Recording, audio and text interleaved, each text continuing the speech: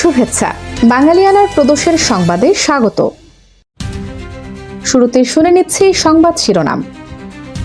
বাঙালির শোক দিবস আজ। জাতির জনকের হত্যাকাণ্ড নিয়ে বাঙালিয়ানার বিশেষ সম্পাদকীয় দেখতে ক্লিক করুন আই বাটনে। সাধারণ আইডি নয়, দেশীয় জঙ্গিদের হাতে আছে দুর্নিয়ন্ত্রিত বিস্ফোরণ প্রযুক্তিও, বড় ক্ষয়ক্ষতির আশঙ্কা। এবার অন্যান্য সংবাদের সঙ্গে বিস্তারিত।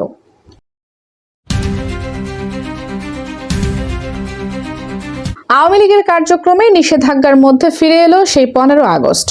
51 বছর আগে যে দিনটিতে বাংলাদেশের স্বাধীনতা সংগ্রামের নেতা জাতির জনক বঙ্গবন্ধু শেখ মুজিবুর রহমানকে সপরিবারে হত্যা করা হয়েছিল। আওয়ামী লীগের 15 বছরের শাসনামলে দিনটি জাতীয় শোক দিবস হিসেবে পালিত হতো। ছাত্র জনতার অভ্যুত্থানে সেই সরকার পতনের পর তৃতীয়বারের মতো দিনটি এলো বড় ধরনের কোনো কর্মসূচি ছাড়াই। 2024 সালে জাতীয় শোক দিবস হিসেবে 15 আগস্টের ছুটির বাতিল করে তৎকালীন অন্তর্বর্তীকালীন সরকার। চলতি বছরের ফেব্রুয়ারিতে ক্ষমতায় আসা বিএনপি সরকারও ছুটি বাতিলের সিদ্ধান্ত বহাল রেখেছে। বঙ্গবন্ধুর বড় মেয়ে বাংলাদেশের সাবেক প্রধানমন্ত্রী শেখ হাসিনা স্বৈর শাসন আর শত শত আন্দোলনকারীকে হত্যার অভিযোগে মৃত্যুদণ্ডের রায় মাথায় নিয়ে ভারতে অবস্থান করছেন। দেশের বিভিন্ন আদালতে তার বিরুদ্ধে 6 শতাধিক মামলা ঝুলছে। জুলাই অভ্যুত্থান ঠেকাতে দমন পীড়নে অংশ নেওয়ার অভিযোগে বঙ্গবন্ধুর হাতে গড়া দল আওয়ামী লীগের কার্যক্রম এখনো নিষিদ্ধ। শেখ হাসিনার মতোই অনেক জ্যেষ্ঠ নেতা আত্মগোপনে রয়েছেন। একটি অংশ গ্রেপ্তার আছেন কারাগারে। কর্মীরা সব ছন্নছাড়া।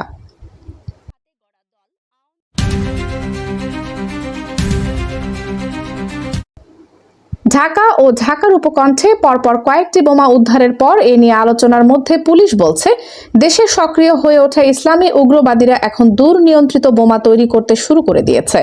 দেশে জঙ্গি তৎপরতা আছে কি নেই তা নিয়ে স্বরাষ্ট্রমন্ত্রী ও একজন উপদেষ্টার 2 রকম বক্তব্য নিয়ে আলোচনার কয়েক মাস পর পুলিশ এখন জঙ্গিদের হাতে দুর্নিয়ন্ত্রিত বোমা থাকার কথা বলছে।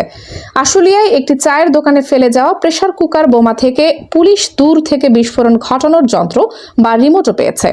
এর 2 সপ্তাহ পর সাভারের বনগাঁও ইউনিয়নে একটি মাঠে যে প্রেসার কুকার বোমাটি পাওয়া গেছে সেটিও দুর্নিয়ন্ত্রিত বলে জানিয়েছে পুলিশ। পুলিশের কর্মকর্তারা বলছেন, নব্য জেএমবির বোমা কারিগরদের থেকে দীক্ষা পাওয়া নাজমুল হাসান ওরফে মামুন, যিনি বোমারু মামুন নামে পরিচিত, 10 বছর আগেও তিনি প্রেসার কুকার ও পাইপ বোমা বানাতেন। 2017 সালে রাজধানীর পান্থপথে হোটেল ওলিওতে যেই বোমার বিস্ফোরণে একজন আত্মঘাতী হয়েছিলেন বলে তখনকার পুলিশ জানিয়েছিল, সেটি ছিল মামুনের তৈরি 2টি প্রেসার কুকার বোমা। ওই সময় ধারাবাহিক বিভিন্ন অভিযানে নব্য জেএমবির কয়েকজন বোমা কারিগর নিহত হন, আর মামুন সেই সময় থেকেই কারাগারে ছিলেন। 2024 সালের অগাস্টে আওয়ামী লীগ সরকারের পতনের পর তিনি কারাগার থেকে মুক্তি পান। এরপর দল গুছিয়ে মামুন আবারও বোমা বানাতে শুরু করেন, বলছেন পুলিশের কর্মকর্তারা। তবে এখন প্রেসার কুকার বোমায় রিমোট ডিভাইস সংযুক্তির বিষয়টি পুলিশের কপালে নতুন করে চিন্তার ভাঁজ তৈরি করেছে। গত বছর ডিসেম্বরে ঢাকার কেরানীগঞ্জের একটি মাদ্রাসায় বোমা তৈরির সময় বিস্ফোরণ, এরপর ফেব্রুয়ারিতে রাজধানীর যাত্রাবাড়িতে তল্লাশির সময় পুলিশকে ছুরিকাঘাত করে বোমার ব্যাগ ফেলে পালানো, মার্চে কুমিল্লার শিব মন্দিরে বিস্ফোরণ এবং একই মাসে রাজধানীর সায়েদাবাদে পুলিশের তল্লাশির সময় বোমা বিস্ফোরণের ঘটনায় মামুন ও তার শিষ্য আরিফ ওরফে ইমরানের সংশ্লিষ্টতা পাওয়ার কথা বলছেন তদন্তকারীরা। তখন থেকেই মামুনকে খুঁজছিল পুলিশ। এরপর গেল জুলাইতে সনাতন ধর্মীদের উল্টো রথযাত্রার পথে মতিঝিল মেট্রো স্টেশনের নিচে ছাতার ভেতর পাইপ বোমা ফেলে রাখা এবং আশুলিয়ার চারাবাগে চায়ের দোকানে প্রেসার কুকার বোমা ফেলে রাখার ঘটনাতেও মামুন আরিফরা জড়িত বলে পুলিশের ভাষ্য।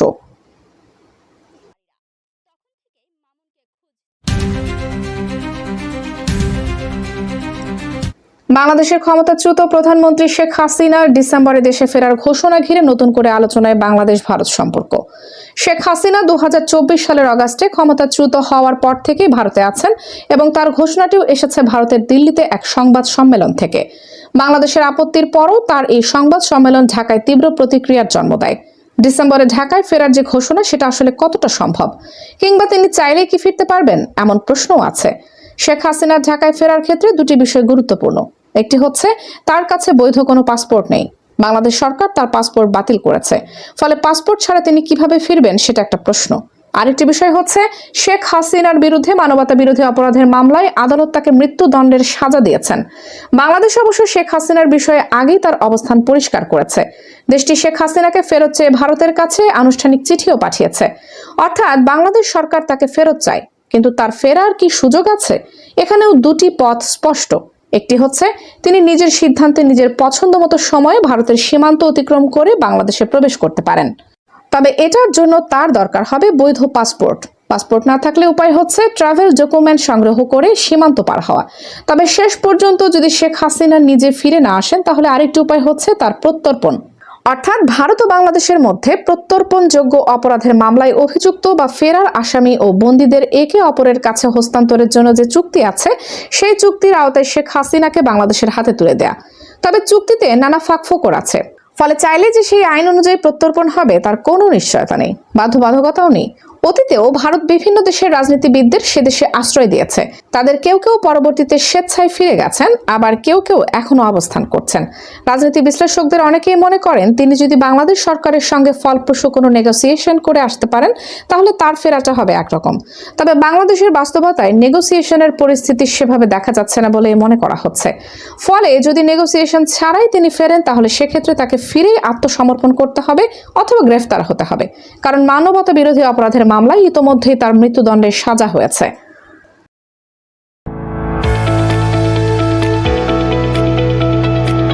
এবার শুনে নিচ্ছি বাঙালিয়ানার বাণিজ্য সংবাদ।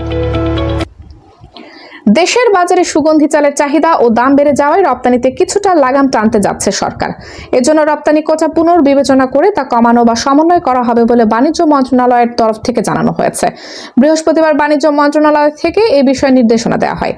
এতে বলা হয়, রপ্তানির অনুমতি পাওয়া কোম্পানিগুলো কি পরিমাণ সুগন্ধি চাল রপ্তানি করেছে সেই তথ্য 3 কর্মদিবসের মধ্যে জমা দিতে হবে।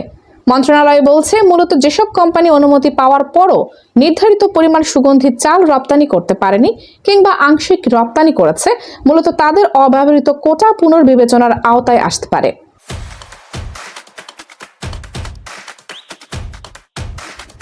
এবার শুনে নিচ্ছি বাঙালিয়ানার ক্রীড়া সংবাদ।